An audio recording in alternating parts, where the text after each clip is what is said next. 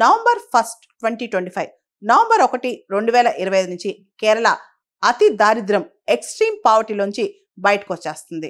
కేరళ ఈ దిశగా self declaration చేసుకుంది. దీనికి సంబంధించి కేరళలో ఒక సర్వే జరిగింది. దాదాపు 64.4 lakh ఫ్యామిలీస్ని సర్వే చేశారు. దానిలో ఎక్స్ట్రీమ్ పావర్టీలో ఎంతమంది ఉన్నారని చూస్తే దాదాపు 64,000 ఫ్యామిలీస్ ఉన్నారనమాట. ఈ 64,000 ఫ్యామిలీస్లో రకరకాల, అంటే కొంతమంది చనిపోయి ఉంటాం, కొంతమంది వేరే ప్రాంతాలకు వెళ్ళిపోవడం, అన్ని తీసేసిన తర్వాత దాదాపు 59,286 59,286 ఫ్యామిలీస్ తేలాయన్నమాట. వీళ్ళలో కొన్ని డైమెన్షన్స్ చూసారు. అంటే వీళ్ళకి ఏవి లేవు, ఎందుకు వీళ్ళంత అతి దారిద్ర్యంలో ఉన్నారు?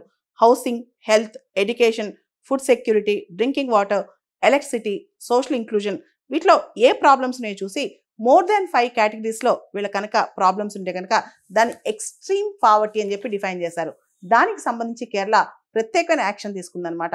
కార్పొరేట్స్ని ఇన్వాల్వ్ చేయడం, కుటుంబశ్రీ లాంటి ప్రోగ్రామ్స్ తీసుకురావడం, people's plan initiatives, local bodies అంటే పంచాయత్స్ని ఇన్వాల్వ్ చేయడం, దాంతోపాటు గవర్నమెంట్ కూడా వాళ్ళకి సంబంధించిన టార్గెటెడ్, అంటే ఏ కుటుంబానికి ఎగ్జాక్ట్గా ఏం కావాలి అని చెప్పి టార్గెటెడ్ ఇంటర్వెన్షన్ ఇచ్చి గవర్నమెంట్ అతి దారిద్ర్యం ఎక్స్ట్రీమ్ పావర్టీ నుంచి ఈ ఫ్యామిలీస్ అన్నింటినీ బయట తీసుకొచ్చిందంట.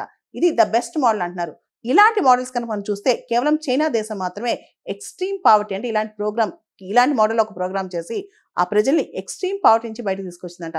ఇప్పుడు అలాంటిదే కేరళ చేస్తుందన్నమాట. ఇప్పుడు భారతదేశంలో కేరళ అతి దారిద్ర్యం నుంచి బయటకు వచ్చిన రాష్ట్రంగా declare చేసుకుంటుందన్నమాట.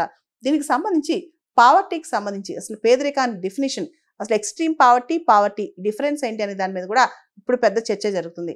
Housing, electricity, drinking water, ఇలా ఏది లేకపోతే అది పావర్టీ అనే దాని మీద కేరళ ఒక 9 క్రైటీరియా తీసుకొచ్చింది అనమాట. దాంతోపాటు మనం చూస్తే కనుక భారతదేశంలో ఒకప్పుడు రోటీ, కపడా ఆర్ మకాన్, తినడానికి ఆహారం లేకపోయినా, వేసుకోవడానికి బట్టలు లేకపోయినా, ఉండటానికి ఇల్లు లేకపోయినా అది పావర్టీ అనుకునేవాళ్ళు. ఆ తర్వాత క్యాలరీస్, ఫుడ్ మనం ఎంత తీసుకుంటున్నాం దాని మీద కూడా చర్చ జరిగింది.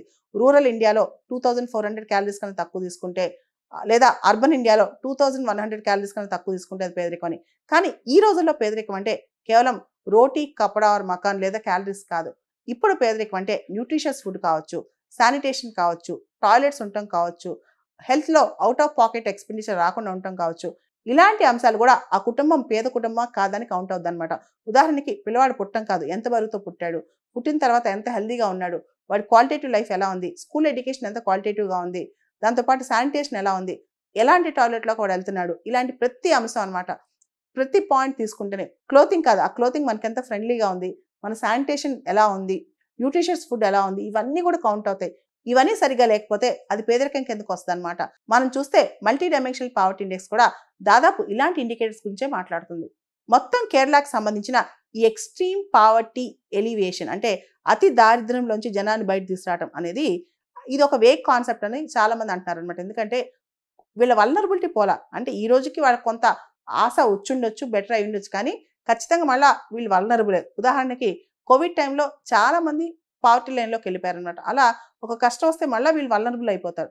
అలా కాకుండా వీళ్ళు స్టాండ్ ఆఫ్ లివింగ్, ఎన్ని కష్టాలు వచ్చినా వీళ్ళు బేసిక్ లెవెల్ ఆఫ్ హ్యూమన్ డిగ్నిటీతో బతకగలిగితే అదే స్టాండ్ ఆఫ్ లివింగ్ అంటాం. దాన్ని ప్రమోట్ చేస్తేనే ఎక్స్ట్రీమ్ పావర్టీని తీసేసినట్లు లెక్క. అసలు ఇక్కడ మరో ప్రశ్న ఉత్పన్నం అవుతుంది. కేరళలో మనం చూస్తే కనుక కేవలం ఆహారం లేకపోవడమే పేదరికం అంటే కాదు.